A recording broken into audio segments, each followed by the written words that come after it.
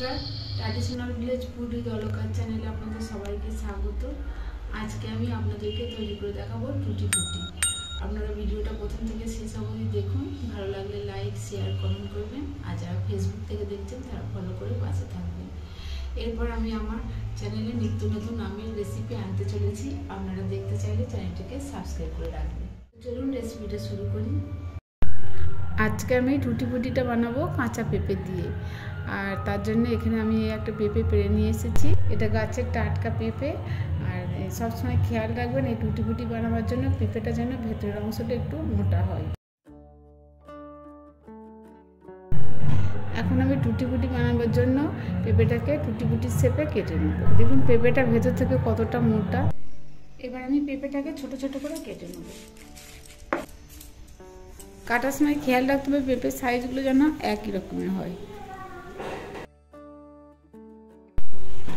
এরকম চৌকো চৌকো করে সবকটা একই মাপে কেটে নেব।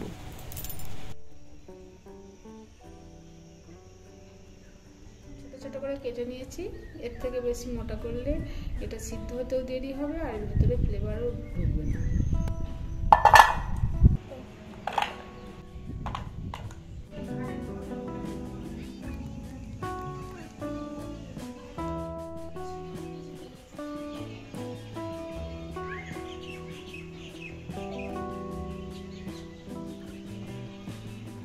গ্যাস জ্বেলে নিলাম, এবার কড়াইটা চাপিয়ে দেবো।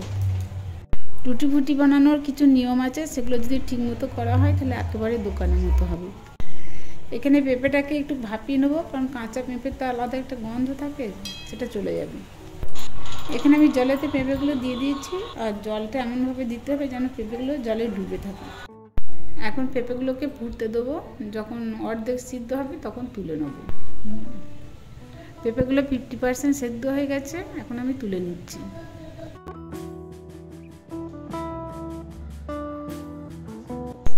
টুটি ফুটি তো স্বাদে মিষ্টি হয়, তাই টুটি ফুটিগুলোকে মিষ্টি করার জন্য এখানে আমি একটা সিরা বানিয়ে নেব। পেঁপেগুলোকে গাঢ় রসে ফুটিয়ে নেবার জন্য আমি চিনি আর জল দিয়ে দিলাম। বেশি জল দেওয়ার প্রয়োজন নেই, কারণ পেঁপেগুলো তো অর্ধেক সিদ্ধ হয়ে আছে।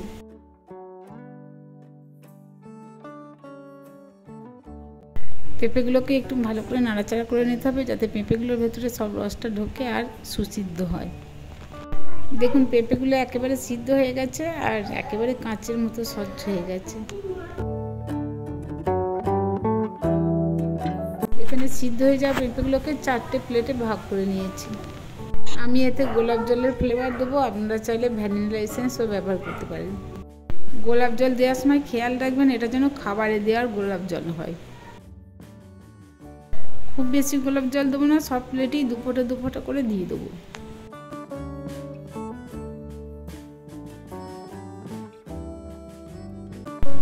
এখানে আমি 4 রকমের লিকুইড ফুড কালার ব্যবহার করছি: লাল, হলুদ, গোলাপি, সবুজ। এবার প্রত্যেকটা প্লেটে 2 ফোঁটা করে দিয়ে চামচ করে ভালো করে মিশিয়ে নেব। মেশাবার সময় অবশ্যই প্রত্যেকটা কালারের জন্য আলাদা আলাদা চামচ ব্যবহার করবেন। এখানে আমি 4টে কালার ব্যবহার করেছি, আপনারা আপনাদের পছন্দ মতো কালার ব্যবহার করতে পারেন।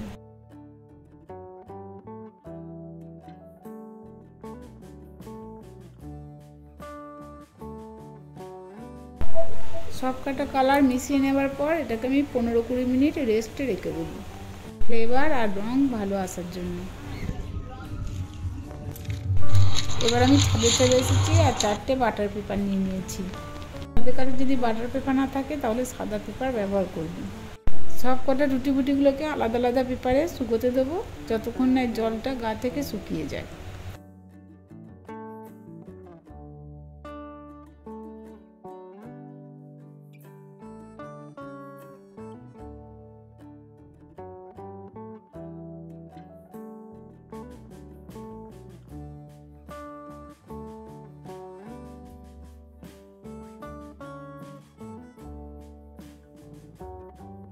এটা আমি সারাদিন রোদ খাওয়ার পর বিকেলে তুলতে এসেছি, আর দেখুন টুটি ফুটিগুলো একদম ঝরঝরে হয়ে গেছে।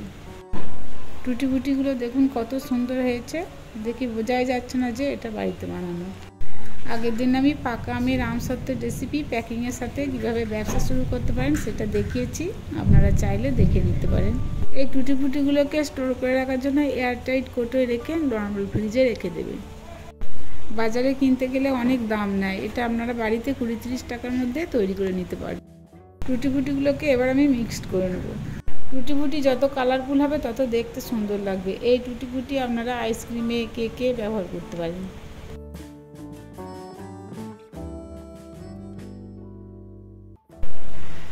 এই ভিডিওটা যদি ভালো লাগে তাহলে লাইক কমেন্ট করবেন, আর নতুন নতুন ভিডিও পাওয়ার জন্য চ্যানেলটিকে সাবস্ক্রাইব করে রাখবেন।